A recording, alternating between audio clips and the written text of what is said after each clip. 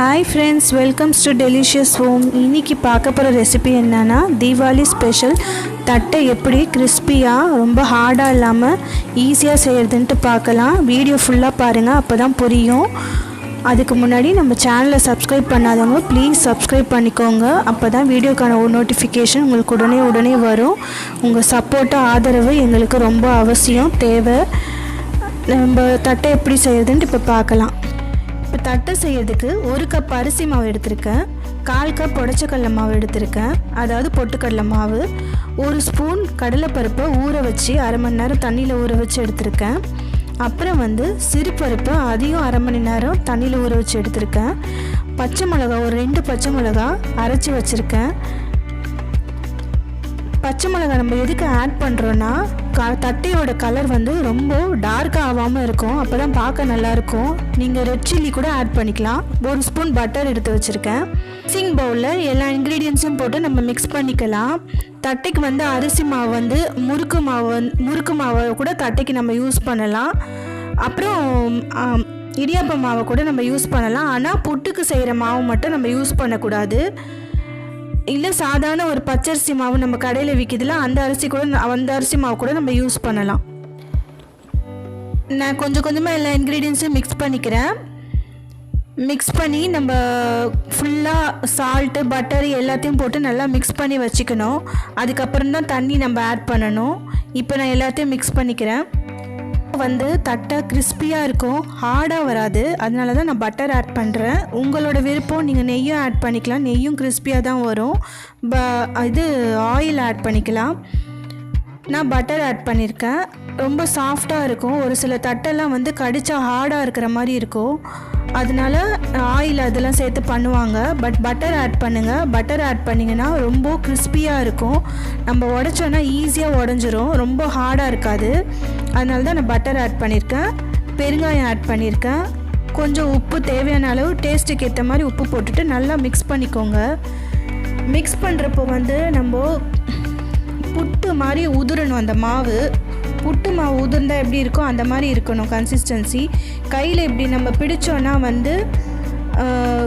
மாவு கீழே சிந்தக்கூடாது கொலக்கட்டை பிடிச்சா எப்படி கையை இப்படி பிடிச்சா மாவு நிற்குமோ அந்த மாதிரி இருக்கணும் அந்த மாதிரி கன்சிஸ்டன்சியில் இருந்தால் தான் நமக்கு நல்லா கிறிஸ்பியாக வரும் இப்போ இன்னும் கிறிஸ்பியாக இருக்கிறதுக்கு நான் எண்ணெயை நல்லா சூடு பண்ணிவிட்டு ஒரு 2 ஸ்பூன் எண்ணெய் நான் சின்ன ஸ்பூன்னால் 4 ஸ்பூன் எண்ணெய் ஊற்றுறேன் இல்லாட்டி நீங்கள் 2 டேபிள் ஸ்பூன் எண்ணெய் ஊற்றிக்கோங்க ஊற்றிட்டு நல்லா ஒரு ஸ்பூனை வச்சு மிக்ஸ் பண்ணிக்கோங்க ஏன்னா சுடுன்ட்டு நான் கையில் மிக்ஸ் பண்ணலை அதுக்கப்புறம் நீங்கள் கையில் மிக்ஸ் பண்ணிக்கலாம் இப்போ நான் கையில் மிக்ஸ் பண்ணிக்கிறேன்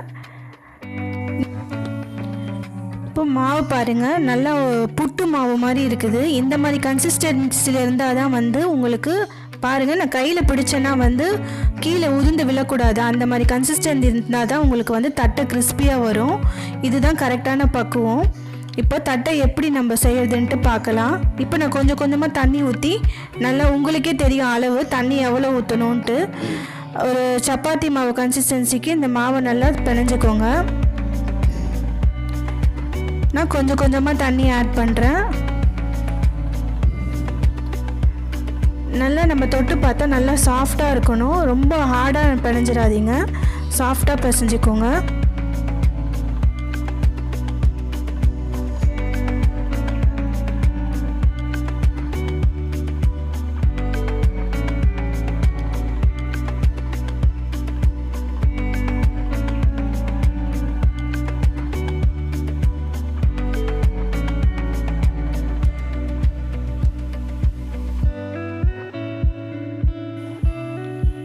இந்த மாதிரி சாஃப்டாக இருக்கணும் மாவு அப்போ தான் தட்டை நல்லா வரும்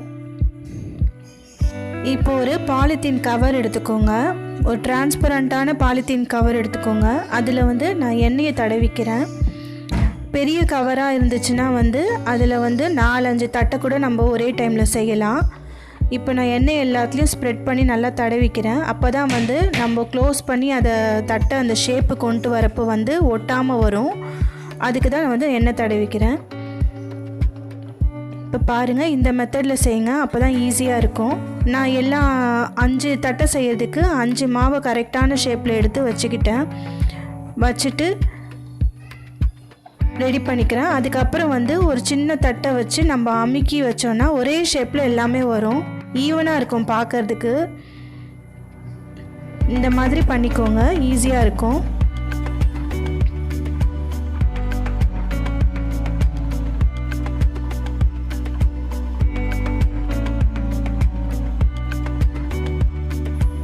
இப்போது நம்ம அந்த ஷேப்பாக பண்ணி வச்ச தட்டையெல்லாம் வந்து ஒரு ஒயிட் கிளாத்தில் நம்ம எடுத்து ஒரு ஃபேன் காற்றுல நம்ம வைக்கணும். அட்லீஸ்ட் ஒரு 5 மினிட்ஸாவது நம்ம வச்சோன்னா அதில் இருக்கிற ஈரப்பதம்லாம் வந்து அந்த கிளாத் உறிஞ்சிக்கும்.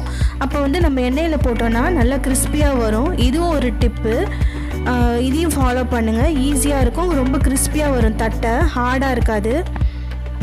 நான் இப்போ ஃபேன் காற்றுல காய வச்சுக்கிறேன்.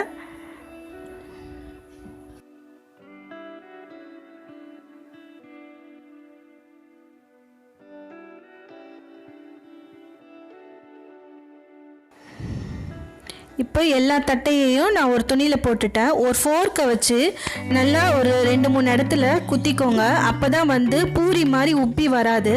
இதுவும் ஒரு டிப்பு. இல்லாட்டி வந்து நம்ம குத்தலைன்னா பூரி மாதிரி உப்பி வரும், உங்களுக்கு அதுவும் கிறிஸ்பியாக வராது. நான் அந்த மாதிரி இப்போ ஃபோர்க்கை வச்சு குத்திக்கிட்டேன். இப்போது ஒரு கடாயில் எண்ணெய் தேவையான அளவு ஊற்றிக்கோங்க. எண்ணெய் நல்லா சூடாகணும். நம்ம தட்டை போடுறப்போ வந்து ஃப்ளேம் வந்து மீடியமாக வச்சுக்கலாம். இப்போது நான் மீடியமாக வச்சுட்டு தட்டையை போடுறேன். ஏன்னா மீடியமாக இருந்தால் தான் வந்து மேலே ரொம்ப டார்க் ஆகாமல் இருக்கும், இல்லாட்டி வந்து டார்க் ஆகிடும், உள்ளே வேகாது. அதனால தான் வந்து மீடியமாக வச்சுக்கணும். ஃப்ளேம் ரொம்ப மீடியமாக இருக்கிறத பார்த்துக்கோங்க. ஹையாக வச்சுக்கிட்டிங்கன்னா வந்து மேலே தீஞ்சு போன மாதிரி ஆகிடும், உள்ளே வேகாது, பார்க்க நல்லா இருக்காது. கொஞ்சம் வந்து தட்டை லைட் கலரில் இருந்தால் தான் நல்லாயிருக்கும். ரொம்ப டார்க்காக இருந்துச்சுன்னா நல்லா இருக்காது, டேஸ்ட்டும் வேறு மாதிரி இருக்கும், கசக்கிற மாதிரி இருக்கும் கொஞ்சம். இப்போ பாருங்கள், நல்ல கலர் சேஞ்ச் ஆகிடுச்சு. இப்போ நம்ம வந்து திருப்பி போட்டுக்கலாம்.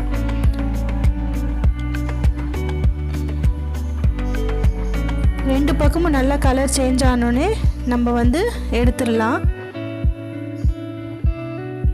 இதை வந்து நீங்கள் செஞ்சு ஒரு ஏர்டைட் கண்டெய்னரில் நல்லா ஒரு டைட்டாக ஸ்டோர் பண்ணி வச்சுக்கிட்டிங்கன்னா வந்து நல்லா ரொம்ப நாளைக்கு கிறிஸ்பியாக இருக்கும்.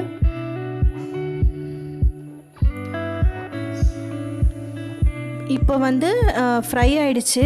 பாருங்கள் கலர் எப்படி இருக்குன்ட்டு. ரொம்ப டார்க் ஆகாமல் இந்த கலரில் நம்ம தட்டை செஞ்சால் தான் நல்லாயிருக்கும், பார்க்குறதுக்கும் டேஸ்ட்டும் நல்லாயிருக்கும். இந்த மாதிரி ட்ரை பண்ணி பாருங்கள். அடுத்த இதையும் இந்த மாதிரி போட்டு ஃப்ரை பண்ணி எடுத்துக்கலாம். பாருங்கள், இந்த மாதிரி கிறிஸ்பியாக இருக்கணும். எனக்கு இந்த 1 கப் மாவில் வந்து 20 தட்டை கிட்ட வந்துருச்சு. இந்த வீடியோ உங்களுக்கு பிடிக்கும்னு நம்புகிறேன். நிறைய உங்கள் ஃப்ரெண்ட்ஸுக்கு ஷேர் பண்ணுங்கள், சப்ஸ்கிரைப் பண்ணுங்கள்.